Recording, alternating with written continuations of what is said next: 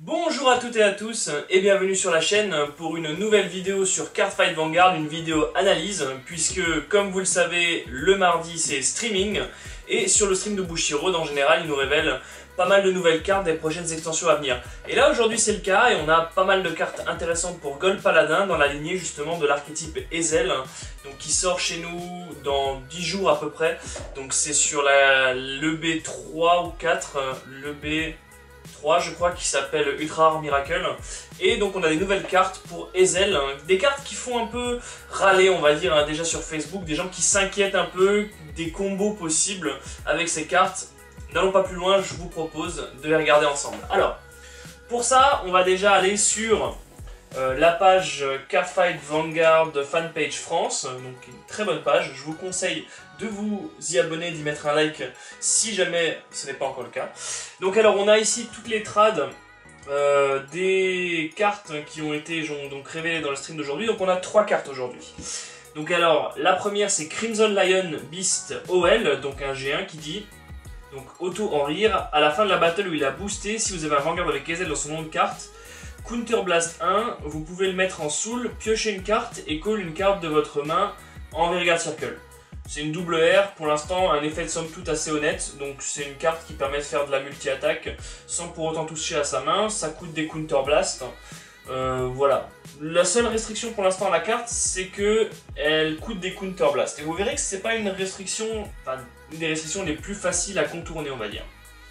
Passons maintenant ensuite à la deuxième carte et vous verrez que là ça commence un peu à se gâter.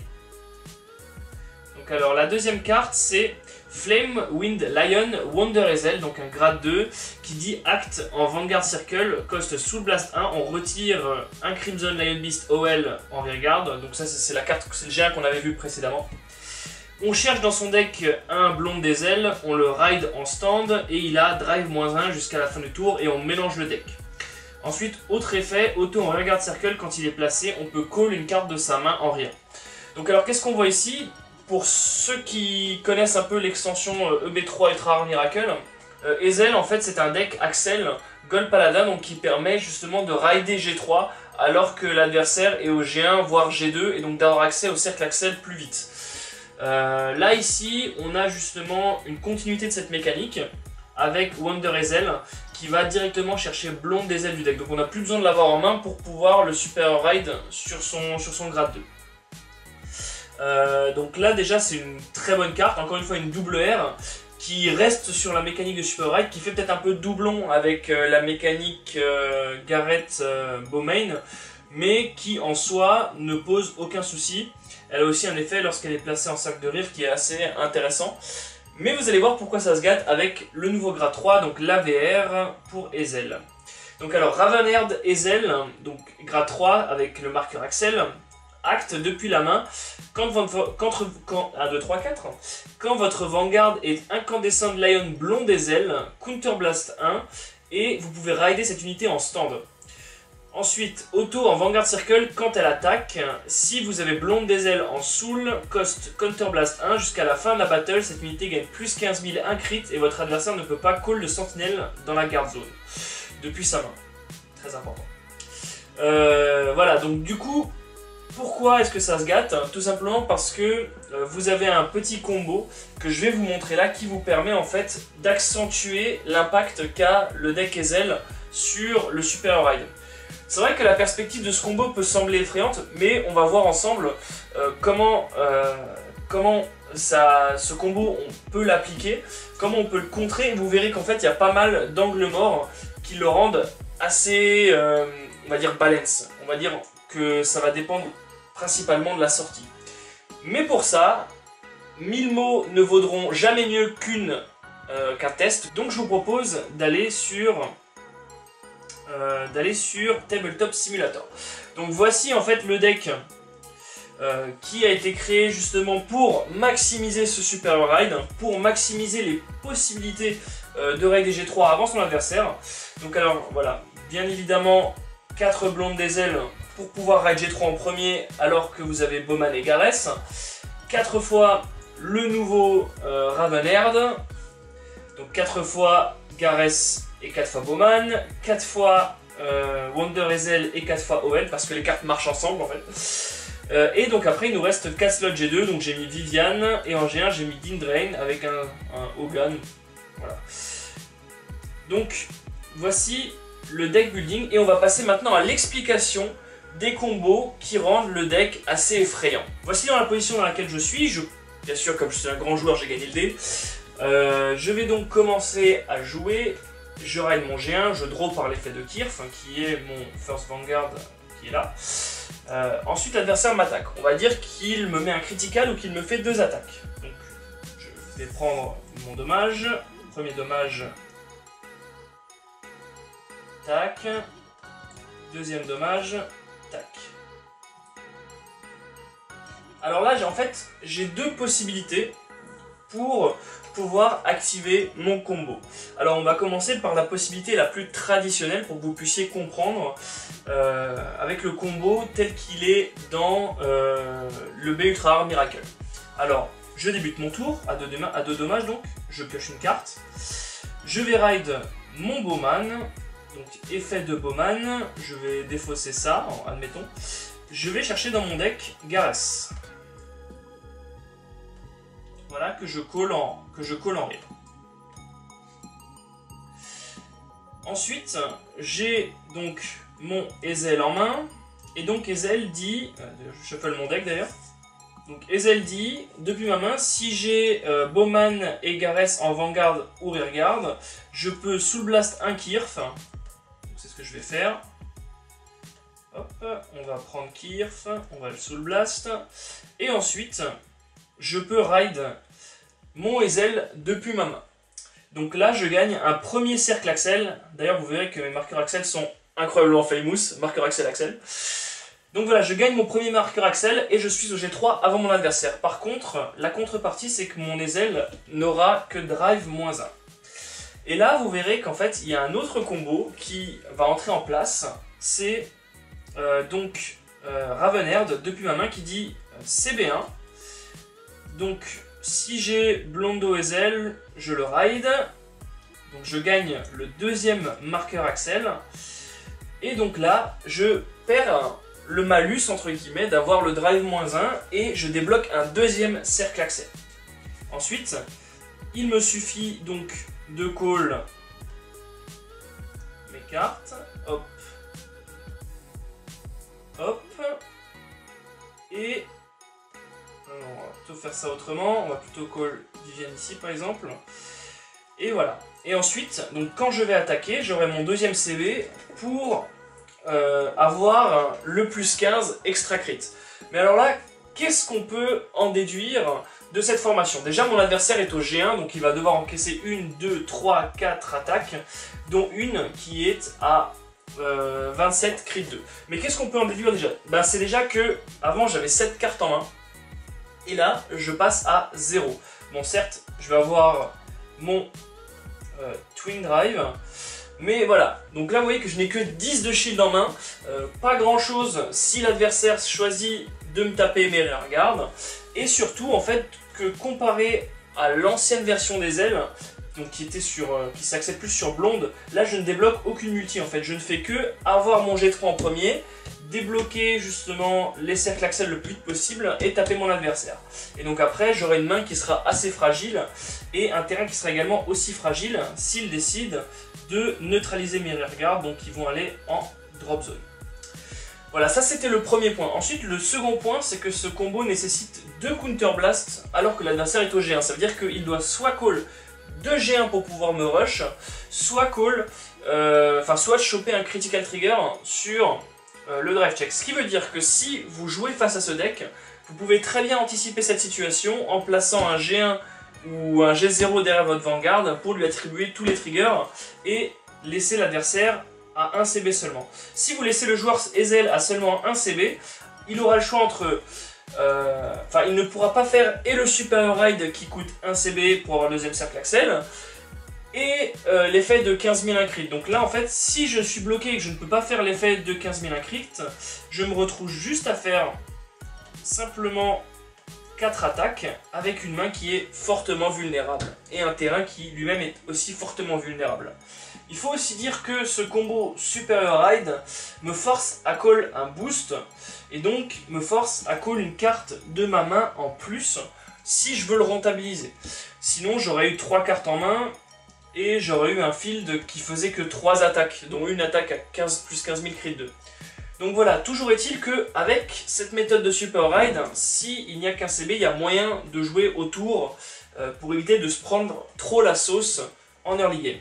Maintenant, voyons en fait ce que ça donne avec les nouvelles cartes, avec Wonder Ezel et avec OL.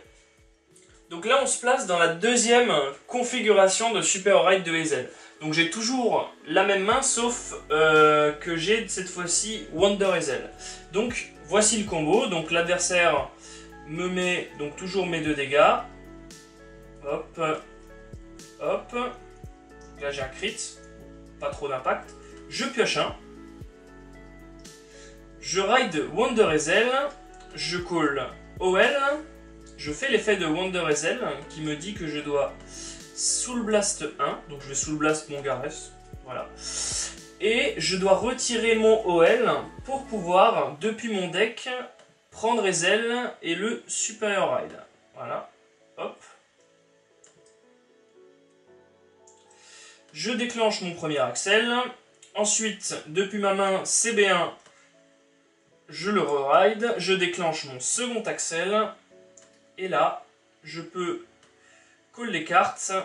Vous voyez que là, du coup, on va peut-être faire comme ça. Là, du coup, l'avantage par rapport au combo avant, c'est que je peux garder une carte en main parce que je ne suis pas obligé, justement, d'avoir un boost sur le terrain. Par contre, le combo, en fait, demande d'avoir spécifiquement Wonder Ezel et OL dans votre main. Là où, en fait, vous n'avez juste besoin d'avoir Gareth et Blonde Ezel pour pouvoir réaliser l'autre combo. Je ne vais pas vous mentir, c'est un peu du kiff-kiff. C'est-à-dire que dans l'un des cas, il vous faut OL et Wonder Ezel pour aller chercher une carte du deck. Dans l'autre cas, il vous faut ça et ça pour aller chercher Gareth depuis le deck. Donc c'est kiff-kiff en vrai. La seule différence, c'est que Gareth, lui, va rester sur le terrain et donc va vous obliger à coller un attaquant pour pouvoir rentabiliser son placement. Aussi, ce qu'il faut savoir, c'est que les deux combos ne fonctionnent que si votre adversaire a que si le joueur Gold a Ravenair en main. Donc vous êtes dépendant de toucher une carte qui est x4 dans votre deck et qui est non tutorisable. Donc quoi qu'on puisse en dire, ce deck est quand même un deck de sortie. Et vous voyez qu'en fait, vous pouvez très facilement briquer, même si vous jouez 2 moteurs de Super Ride différents dans ce deck. Il faut dire également, et je le répète, que Ravenair ne déclenche pas de multi-attaque. Donc certes, vous avez cet open qui est purement effrayant, mais après, quand vous êtes sur Ravenair, mais qu'est-ce que vous faites puisque vous n'avez rien pour déclencher de la multi-attaque? La multi-attaque, avant, dans Ezel, oui, était déclenchée par Blonde Ezel et son skill sur l'attaque. Là, du coup, vous avez juste votre 15 000 plus un crit qui vous demande des Counter Blast, mais après, vous ne déclenchez aucune multi puisque Ravenair, dans lui-même, ne déclenche aucune multi-attaque. Enfin, il faut savoir que le seul moyen pour déclencher le full combo avec un seul dommage laissé par votre adversaire, c'est tout simplement d'avoir, encore en plus du combo de base qui vous demande énormément de pièces, d'avoir dans votre main un Wonder Ezel et une Dindrain. Pour rappel, Wonder Ezel dit lorsqu'il est invoqué, vous pouvez justement poser une autre carte de votre main en Rearguard Circle, et Dindrain dit lorsqu'elle est invoquée par l'effet d'une carte, vous pouvez payer un Soul Blast pour soit draw une carte, soit counter charge et lui faire gagner plus 3000. Donc là vous pouvez counter charge et gagner votre CB pour le skill de Ravenair des ailes. Donc voilà, maintenant qu'on a vu les combos qui rendent ce deck effrayant, qu'est-ce qu'on peut faire également comme constat au niveau des slots et au niveau du deck building? Eh bien c'est assez simple en fait. Si vous voulez que votre Super Ride soit efficient et que vous voulez claquer ce combo vraiment violent en early, ça va dépendre, déjà on l'a vu, du dice roll, ça va dépendre de votre sortie et surtout ça va avoir un impact sur votre deck building. Donc vous voyez ici déjà qu'au niveau des G3, si je veux maximiser la sortie, je suis obligé de mettre 4 Ravenair et 4 Blonde Ezel. Qu'est-ce que ça veut dire? Principalement, ça veut dire qu'en fait, vous pouvez dire adieu à tous vos autres G3 qui vous permettent de faire, de rendre votre multi-attaque un peu plus punchy. C'est-à-dire que vous pouvez dire adieu à Sagramore, qui vous permet de draw une carte et de call une autre carte sur le terrain.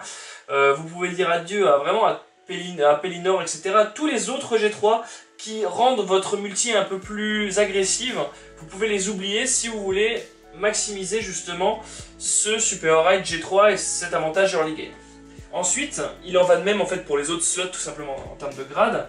Bowman au grade 2 et Ravener des ailes, Wonder Ezel au grade 2 prennent déjà à eux 2/3 des slots G2. Donc il vous reste juste en fait 4 slots possibles pour pouvoir intégrer des cartes qui vont combiner, qui vont comboter avec votre multi-attaque. Donc voilà, vous voyez qu'au niveau des slots, cette multi en fait prend beaucoup de place et ça occupe vraiment beaucoup d'espace dans votre deck et limite un peu les choix en termes d'autres G2 que vous pourriez mettre pour répondre à certaines situations et pour pouvoir rendre votre multi un peu plus violente. Il en va de même bien sûr pour les G1. Si vous voulez jouer Bowman x4, il faut jouer 4 Gareth. Encore 4 Gareth, ça peut se discuter. On peut encore cut des Gareth pour mettre autre chose. Au niveau des G1, c'est pas trop complexe. Moins complexe qu'au niveau des G2. Mais voilà, dans l'optique toujours de maximiser, donc vous avez 4 Gareth et 4 OL qui, lui, n'est pas tutorisable contrairement à Gareth. Donc, il faut le jouer x4 pour être sûr de le toucher le plus tôt possible. Et ensuite 4 Dindrain parce que voilà, je trouvais que c'est la meilleure G1 à mettre dans le deck. Donc vous voyez que déjà ce combo, bien qu'il puisse paraître fort dans la situation optimale, implique beaucoup de restrictions en termes de deck building, vous demande de sacrifier des slots de votre multi-attaque pour pouvoir favoriser la sortie de ce combo. Donc déjà là, avant dans le deck qu'on avait avec le B Ultra Rare Miracle, on avait en fait des cartes qui, avec le deuxième skill de Blonde des ailes, quand il attaque on call une carte de notre main, des cartes qui permettaient justement de call encore d'autres cartes sans pour autant baisser la taille de sa main. Donc des cartes qui disaient quand il est placé sur le terrain, on draw 1 et on call des cartes. Ça je pense à Saint-Gramor, etc. Avant aussi on était beaucoup plus limité par la soul et on voit maintenant que le deck devient beaucoup plus limité par les counter blast. Voilà, on a plein de petits counter blast par-ci par-là, on a Viviane qui mange des counter blast, on a Gareth qui mange des counter blast, on a Wonder Ezel qui ne mange pas de counter blast mais OL lui va manger des counter blast. Donc le deck va vraiment être limité par les counter blast, d'autant plus que le deck va vouloir se déployer rapidement. Et donc, comme vous allez jouer des rires, votre adversaire peut simplement taper les rires et limiter vos counter blasts s'il ne peut pas en fait gérer vos effets. Voilà, j'espère que cette vidéo vous aura plu, j'espère que ça vous aura permis de relativiser un peu le combo Ezel. On attend de voir ce que ça donne à la sortie de l'extension. Pour l'instant, ça a l'air vraiment bien pensé, je trouve. Voilà, n'hésitez pas à donner votre avis dans les commentaires, je me ferai une joie de les lire et de vous y répondre. Sur ce, je vous dis à la prochaine sur la chaîne, salut!